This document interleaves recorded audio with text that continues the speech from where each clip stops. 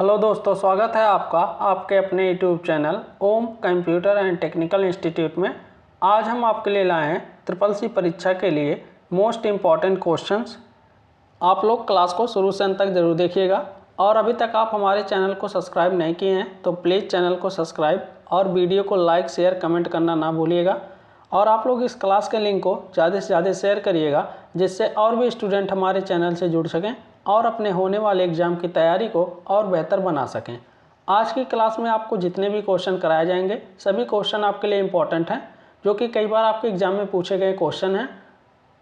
तो class start करने से पहले आप लोग इस क्लास के लिंक को ज़्यादा से ज़्यादा शेयर कर दीजिए। तो आइए आज की क्लास स्टार्ट करते हैं। पहला क्वेश्चन है आपका, NEFT सेवा किस वर्ष प्रारंभ की गई थी। आपका क्वेश्चन है कि आपकी जो नेफ्ट सेवा है उसे किस वर्ष प्रारंभ की गई थी। Option A 2005, option B 2001, option C 2006, option D 2004। तो आपको बताना है इसमें से इस क्वेश्चन का राइट आंसर क्या है। तो आप सभी लोग अपने आंसर कमेंट बॉक्स में शेयर करें। जिसको भी क्वेश्चन का आंसर पता है ये आप अपने आंसर कमेंट बॉक्स में ज़रूर शेयर करें। ये क्वेश्चन आपके एग्जाम में कई बार पूछा गया है। तो आपके इस क्वेश्चन का राइट आंसर हो जाएगा ऑप्शन ए 2005। नेफ्ट सेवा जो थी वो आपकी 2005 में प्रारंभ की गई थी। यहाँ एक क्वेश्चन और भी पूछ सकता है, NEFT का पूर्ण रूप क्या होता है। तो आप लोग कमेंट बॉक्स में बताइए नेफ्ट का पूर्ण रूप क्या है। जिसको भी पता है वो अपने आंसर कमेंट बॉक्स में ज़रूर शेयर करें। तो इसका पूर्ण रूप होता है नेशनल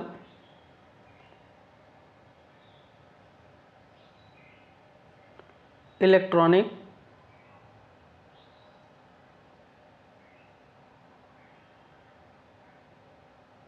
फंड्स ट्रांसफ़र। ये आपके नेफ्ट का पूर्ण रूप होता है, इसको भी आपको याद रखना है। इसी से रिलेटेड एक क्वेश्चन और भी पूछता है,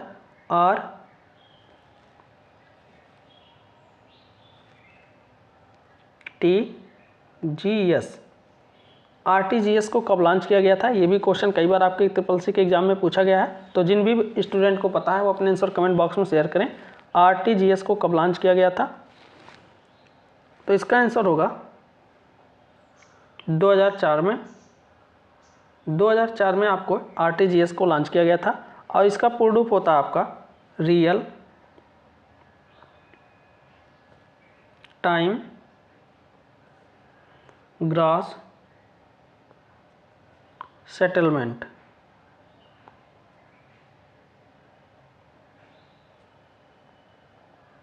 ये इसका पूर्ण रूप होता है। तो ये दोनों क्वेश्चन आपके लिए इंपॉर्टेंट हैं, तो इनको याद रखना है किस वर्ष लॉन्च किया गया था या इसका फुल फॉर्म क्या होता है। ये दोनों क्वेश्चन आपके एग्जाम में कई बार पूछे गए हैं। अब आते हैं आपके अगले क्वेश्चन पे। कंप्यूटर स्टार्ट करने का प्रोग्राम किस प्रकार की मेमोरी होल्ड करता है। आपको बताना है कि जब आप कंप्यूटर स्टार्ट करते हैं तो जो प्रोग्राम होते हैं वो आपके किस मेमोरी में होल्ड रहते हैं या होल्ड करता है। Option A RAM, option B cache, option C ROM, option D none. तो आपको बताना है इसमें से इस क्वेश्चन का राइट आंसर क्या है। तो आप सभी लोग अपने आंसर कमेंट बॉक्स में शेयर करें। जिसको भी क्वेश्चन का आंसर पता है वह अपने आंसर कमेंट बॉक्स में जरूर शेयर करें। और आप लोग इस क्लास के लिंक को ज़्यादा से ज़्यादा शेयर कर दीजिए जिससे और भी स्टूडेंट हमारे क्लास से जुड़ सकें। तो आपके इस क्वेश्चन का राइट आंसर हो जाएगा ऑप्शन सी रोम। रोम का पूर्ण रूप होता है आपका रीड ओनली मेमोरी। इसको भी याद रखना है। और रोम किस प्रकार का मेमोरी होता है। तो आपका अस्थायी मेमोरी होता है। रैम का पूर्ण रूप होता है आपका रैंडम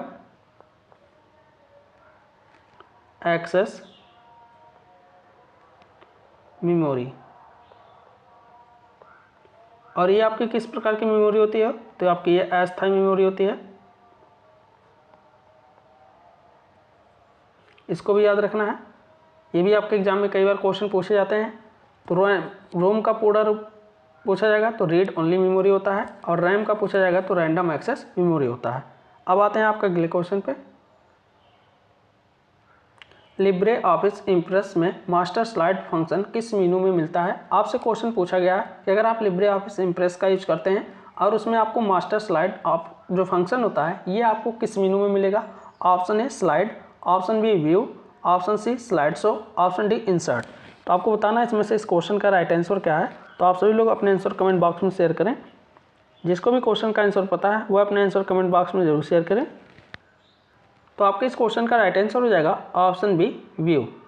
व्यू मेनू में आपको स्लाइड मास्टर फंक्शन का ऑप्शन मिल जाता है। अब आते हैं आपके अगले क्वेश्चन पे। किस मेमोरी में कंप्यूटर बंद करने पर डाटा समाप्त हो जाता है? आपसे क्वेश्चन पूछा गया है कौन सी मेमोरी है जिसमें आप जब कंप्यूटर को बंद करते हैं तो उसमें से डाटा समाप्त होता है यानी मिट जाता है। Option A RAM, option B CD, option C ROM, option D CD ROM. तो आपको बताना है इसमें से इस क्वेश्चन का राइट आंसर क्या है। तो आप सभी लोग अपने आंसर कमेंट बॉक्स में शेयर करें। तो आपके इस क्वेश्चन का राइट आंसर हो जाएगा ऑप्शन ए रैम। रैम जो मेमोरी होती है इसमें आपके कंप्यूटर जब तक ऑन होते हैं तब तक डाटा मौजूद होता है, और अगर आप अपने कंप्यूटर को बंद कर देते हैं तो इसमें से डाटा ऑटोमेटिक डिलीट हो जाते हैं। CD, इसका भी पूर्ण रूप आपके एग्जाम में कई बार पूछा गया है। CD का पूर्ण रूप क्या होता है? तो आप लोग कमेंट बॉक्स में बताइए CD का पूर्ण रूप क्या है। तो इसका पूर्ण रूप होता है आपका कम्पैक्ट डिस्क। ये आपके CD का पूर्ण रूप होता है, इसको भी याद रखना है। और CD रोम का होता है compact disc read only memory. तो इसको भी याद रखना है। बाकी आपके रैम और रोम के पूर्ण रूप भी आपको पीछे क्वेश्चन में बताए हैं। अब आते हैं आपके अगले क्वेश्चन पे। सिस्टम को बूट करने के लिए निम्न में से कौन सा आवश्यक है? आपसे क्वेश्चन पूछा गया है कि अगर आप अपने सिस्टम को बूट करना चाहते हैं तो उसके लिए इनमें से कौन सा होना आवश्यक है आपके सिस्टम में। Option A hard disk, option B assembler, option C compiler, option D operating system. तो आपको बताना है इसमें से इस क्वेश्चन का राइट आंसर क्या है। तो आप सभी लोग अपने आंसर कमेंट बॉक्स में शेयर करें। तो आपके इस क्वेश्चन का राइट आंसर हो जाएगा ऑप्शन डी ऑपरेटिंग सिस्टम। अगर आपके कंप्यूटर में ऑपरेटिंग सिस्टम है तो ही आप अपने सिस्टम को बूट कर सकते हैं, तो इसलिए आपके इस क्वेश्चन का राइट आंसर हो जाएगा ऑप्शन डी। अब आते हैं आपके अगले क्वेश्चन पे। डक डक गो निम्न में से क्या है? आपको बताना है कि जो डक डक गो है वो क्या है। Option A email client, option B search engine, option C web browser, option D none of these. तो आपको बताना है इसमें से इस क्वेश्चन का राइट आंसर क्या है। तो आप सभी लोग अपने आंसर कमेंट बॉक्स में शेयर करें। जिसको भी क्वेश्चन का आंसर पता है वो अपने आंसर कमेंट बॉक्स में जरूर शेयर करें। और आप लोग आज की क्लास को शुरू से अंत तक जरूर देखिएगा। आज की क्लास में आपको जितने भी क्वेश्चन कराए जा रहे हैं सभी क्वेश्चन आपके लिए इंपॉर्टेंट हैं। तो आपके इस क्वेश्चन का राइट आंसर हो जाएगा option B search engine. DuckDuckGo क्या आपका एक प्रकार का सर्च इंजन है। अब आते हैं आपका अगले क्वेश्चन पे। उबंटू यूके की कंपनी द्वारा विकसित किया गया जिसे कैनोनिकल लिमिटेड कहा जाता है। आपसे क्वेश्चन में पूछा गया आपके जो उबंटू ऑपरेटिंग सिस्टम है ये यूके की एक कंपनी द्वारा विकसित किया गया है जिसे कैनोनिकल लिमिटेड कहा जाता है। Option A true, option B false. तो आपको बताना है इसमें से इस क्वेश्चन का राइट आंसर क्या है। तो आप सभी लोग अपने आंसर कमेंट बॉक्स में शेयर करें। तो आपके इस क्वेश्चन का राइट आंसर हो जाएगा ऑप्शन ए ट्रू। अब आते हैं आपके अगले क्वेश्चन पर। टेक्स्ट के लाइन की शुरुआत में जाने के लिए कौन सी कुंजी दबाई जाती है? आपसे क्वेश्चन में पूछा गया कि अगर आप कोई भी लाइन लिखते हैं और उसमें आप लाइन में टेक्स्ट की लाइन में शुरुआत में जाना चाहते हैं यानी जहाँ से आप टेक्स्ट लिखना स्टार्ट किए हैं तो उसके लिए आप कौन सी कुंजी का यूज करेंगे। Option A page up, option B enter, option C end, option D home. तो आपको बताना है इसमें से इस क्वेश्चन का राइट आंसर क्या है। तो आप सभी लोग अपने आंसर कमेंट बॉक्स में शेयर करें। तो आपके इस क्वेश्चन का राइट आंसर हो जाएगा ऑप्शन डी होम। अगर आप अपने कीबोर्ड से होम की को प्रेस करते हैं तो आप टेक्स्ट की लाइन की शुरुआत में जा सकते हैं। अब आते हैं आपके अगले क्वेश्चन पे।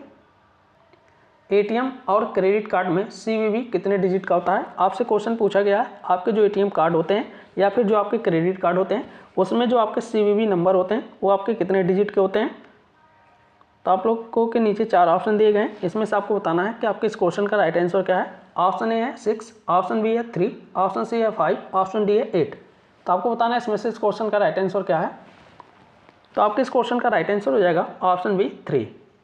आपके जो एटीएम या क्रेडिट कार्ड होते हैं उसमें जो CVV नंबर होते हैं वो आपके 3 डिजिट के होते हैं।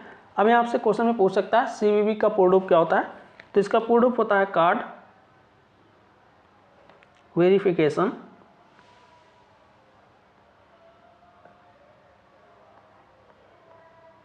वैल्यू, ये इसका पूर्ण रूप होता है। इसको भी आपको याद रखना है, ये भी आपके एग्जाम में पूछा गया क्वेश्चन है। और आपके एटीएम का पूर्ण रूप भी क्वेश्चन में पूछता है तो आपको पता ही होगा एटीएम का पूर्ण रूप क्या होता है। ऑटोमेटेड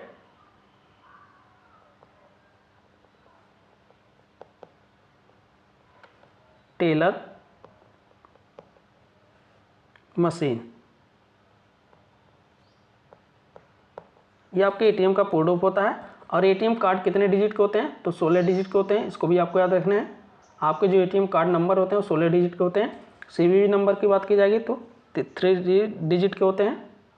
और आपके जो एटीएम पिन होते हैं ये आपके 4 डिजिट के होते हैं। इसको भी आपको याद रखना है। अब आते हैं आपके अगले क्वेश्चन पे।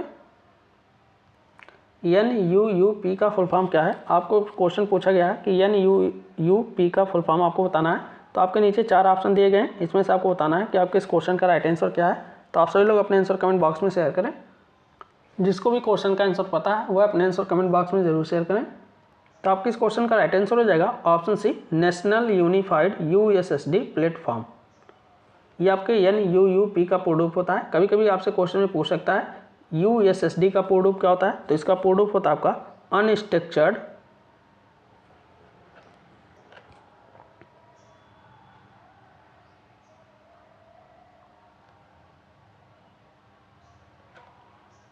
सप्लीमेंट्री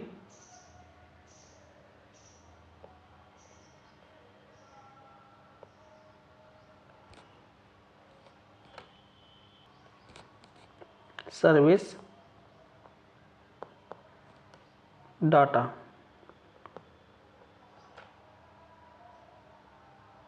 तो ये सिर्फ ओनली होता है आपका USSD का। अगर आपसे क्वेश्चन में पूछा जाता है फुल फॉर्म तो आप बताएंगे अनस्ट्रक्चर्ड सप्लीमेंट्री सर्विस डाटा। अब आते हैं आपके अगले क्वेश्चन पे।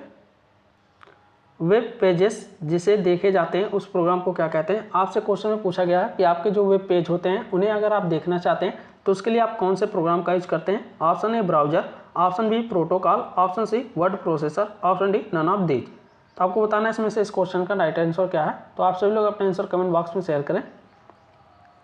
तो आपके इस क्वेश्चन का राइट आंसर हो जाएगा ऑप्शन ए ब्राउजर। ब्राउजर की मदद से आप वेब पेज को देख सकते हैं। अब आते हैं आपके अगले क्वेश्चन पे। यदि आपका डॉक्यूमेंट 200% से अधिक है तो कितने स्क्रॉल बार दिखाई देंगे? आपसे क्वेश्चन में पूछा गया कि अगर आप कोई भी डॉक्यूमेंट की जो जूम साइज होती है वो आपके 200% से अधिक है तो आपके स्क्रीन पे कितने स्क्रॉल बार दिखाई देंगे? Option A 4, option B 1, option C 3, option D 2। तो आपको बताना है इसमें से इस क्वेश्चन का राइट आंसर क्या है। तो आप सभी लोग अपने आंसर कमेंट बॉक्स में शेयर करें। और अभी तक आप हमारे चैनल को सब्सक्राइब नहीं किए हैं तो प्लीज़ चैनल को सब्सक्राइब और वीडियो को लाइक शेयर कमेंट करना ना भूलिएगा। और आप लोग इस क्लास के लिंक को भी ज़्यादा से ज़्यादा शेयर करिए जिससे और भी स्टूडेंट हमारे चैनल से जुड़ सकें। तो आपके इस क्वेश्चन का राइट आंसर हो जाएगा ऑप्शन डी 2। आपके स्क्रीन पे 2 स्क्रॉल बार दिखाई देंगे। अब आते हैं आपके अगले क्वेश्चन पे। IPv4 में कितने बीट होते हैं? आपसे क्वेश्चन पूछा गया कि आपके जो IPv4 होते हैं उसमें आपके कितने बीट होते हैं? तो आप लोग कमेंट बॉक्स में बताइए। तो आपके इस क्वेश्चन का राइट आंसर हो जाएगा ऑप्शन ए 32। आपके जो IPv4 होते हैं वो आपके 32 बीट के होते हैं।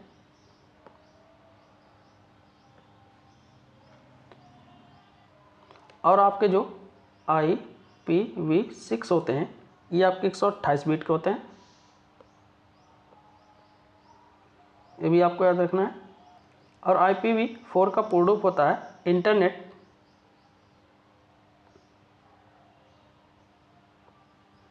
प्रोटोकॉल वर्जन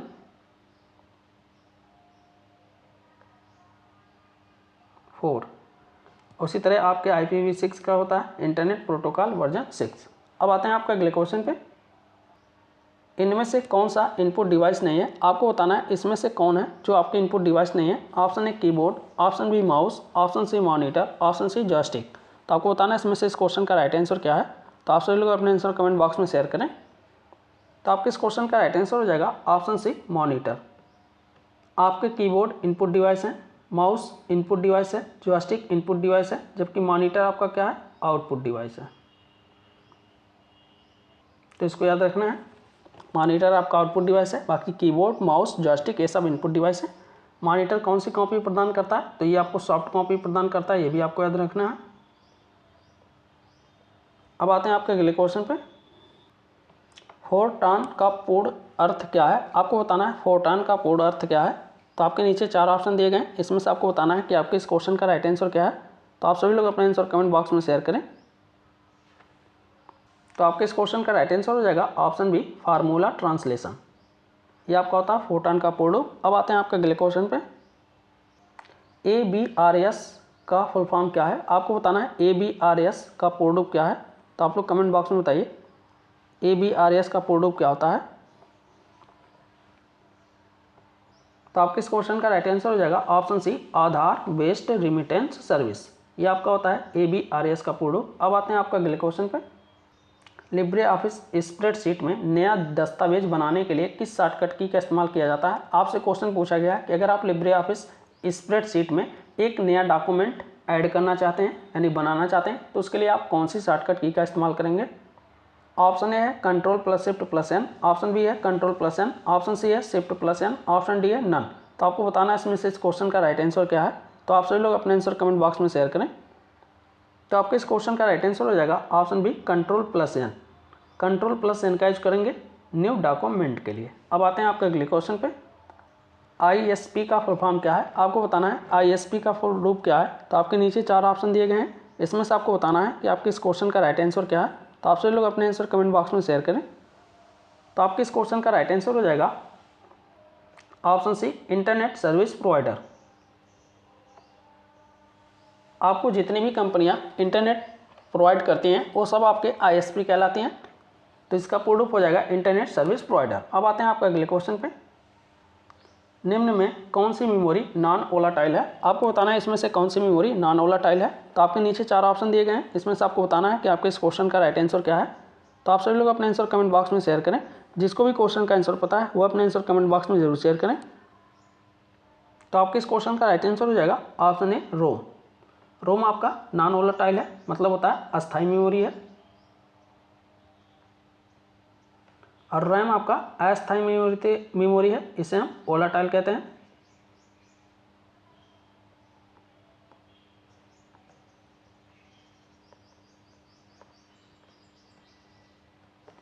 यस रैम, इसका पूर्ण रूप क्या होता है, ये भी आपके एग्जाम में कई बार पूछा गया है। तो आप लोग कमेंट बॉक्स में बताइए यस रैम का पूर्ण रूप क्या है।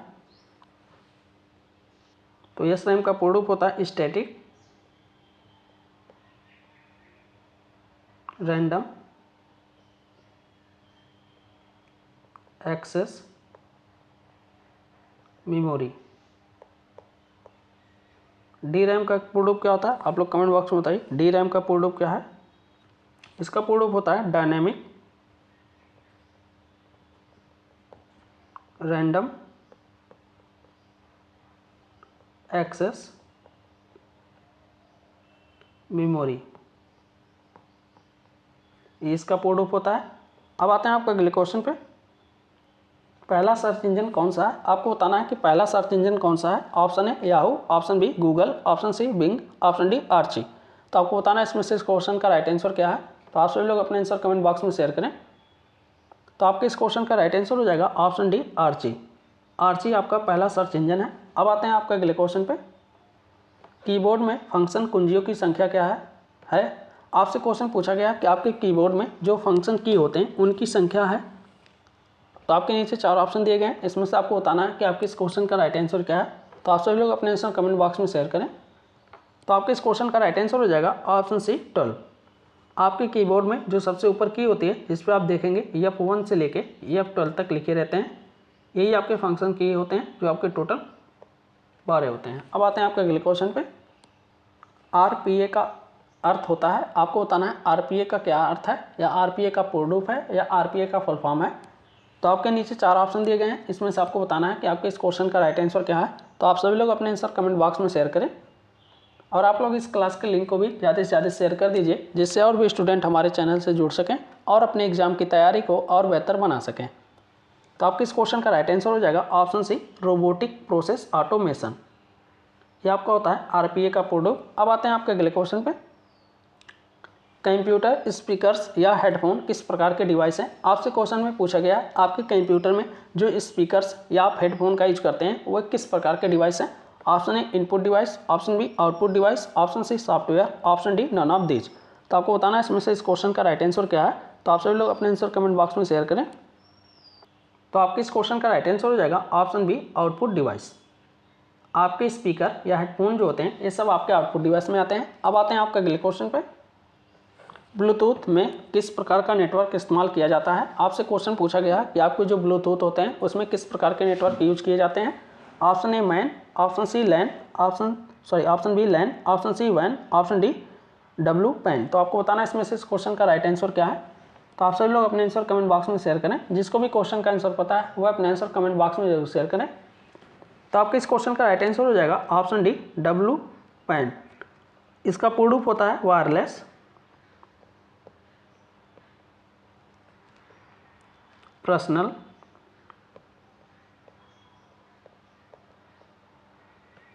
Area network. ये आपके डब्लू पैन का पूर्ण रूप होता है wireless personal area network. Man का पूर्ण रूप क्या होता है आप लोग कमेंट बॉक्स में बताइए, मैन का पूर्ण रूप क्या है। तो इसका पूर्ण रूप होता है मेट्रोपॉलिटन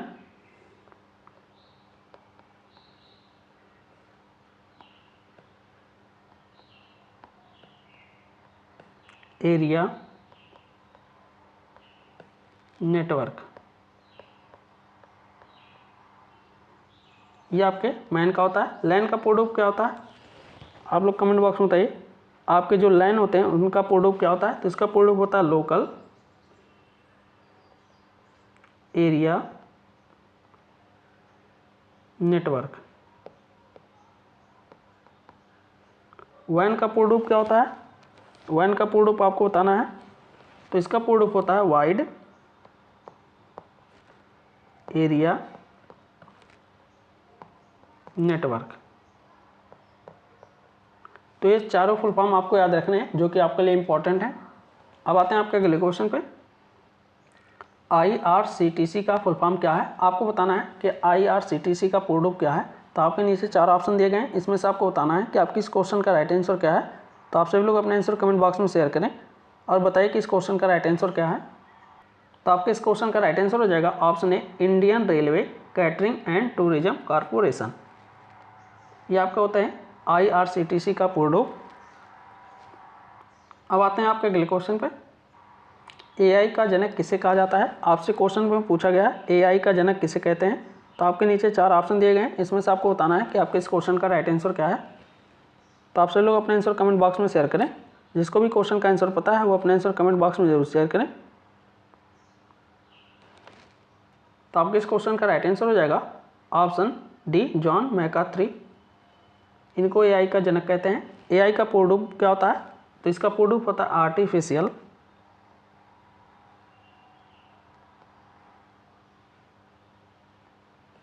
इंटेलिजेंस।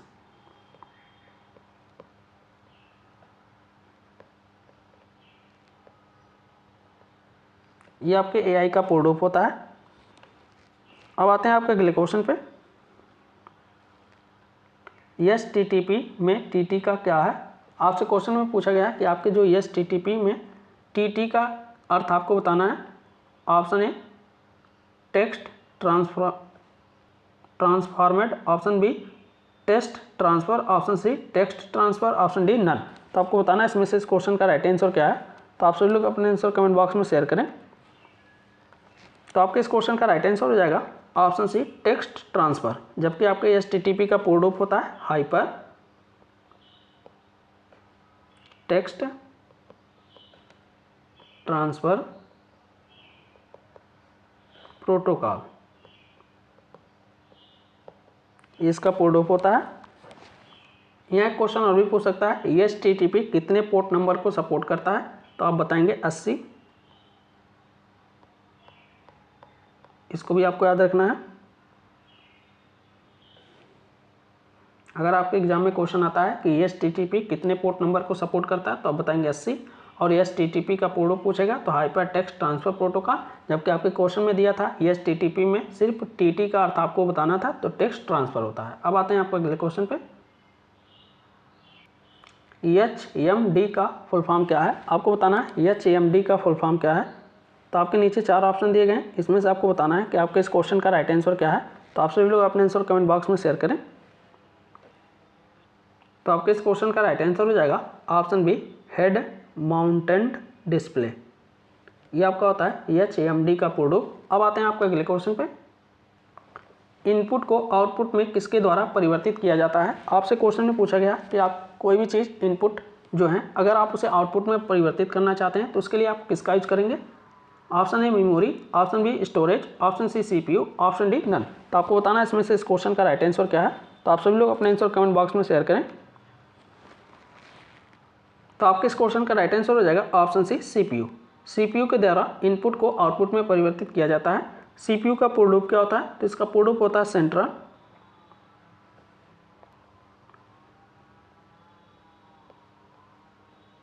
प्रोसेसिंग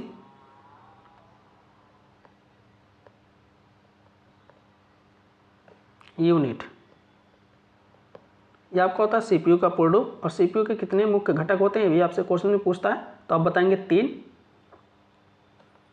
कौन कौन से। एक आपका आता है ALU और MU और एक आपका आता है CU। ALU का पूर्ण रूप भी आपके एग्जाम में कई बार पूछा गया है, बहुत ही इंपॉर्टेंट क्वेश्चन है।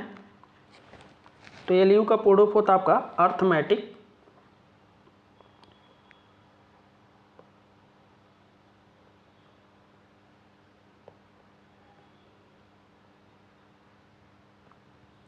Logic unit. MU का होता है आपका मेमोरी यूनिट।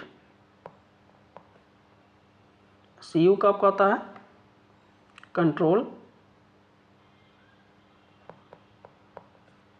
यूनिट। तो ये फुल फॉर्म याद रखना है। अगर आपसे क्वेश्चन में देता है CPU के कितने मुख्य घटक होते हैं तो आप बताएंगे 3, ALU, MU, CU। अब आते हैं आपके अगले क्वेश्चन पे।